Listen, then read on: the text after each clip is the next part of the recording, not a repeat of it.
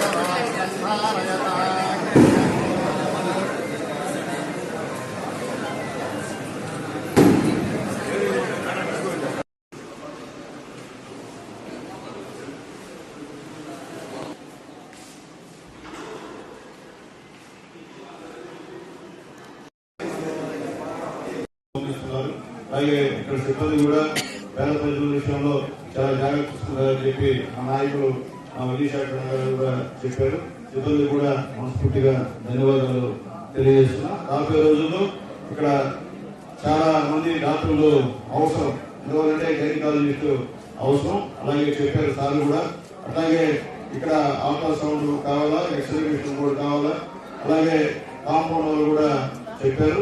ఖచ్చితంగా అవన్నీ కూడా మార్చిలో 16 ఫైనాన్స్ లో అన్ని కూడా ఉన్నాయి। అట్లాగే బెడ్లు, అలాగే దీనికి సంబంధించినటువంటి మంచాలు అవన్నీ కూడా నెక్స్ట్ ఇయర్ లో అందరూ కూడా శాంక్షన్ చేసేటువంటి కార్యక్రమం మన government Chandrababu Naidu government, Telugu Desam government ఖచ్చితంగా తీసుకుంటుందని చెప్పి అందరికీ కూడా నేను తెలియజేస్తున్నా। అట్లాగే ఇక ఏ అవసరాలు ఇక్కడ ఉన్నాయో రేపు అసెంబ్లీకి వెళ్తున్నాను, ఖచ్చితంగా మన హెల్త్ మినిస్టర్ గారితో కలిసి అవన్నీ కూడా డిస్కస్ చేసి వీలైన త్వరగా పేదలకు అందుబాటులో వచ్చే విధంగా నా వంతు ప్రయత్నం చేస్తానని చెప్పి ఖచ్చితంగా నేను తెలియజేస్తున్నా।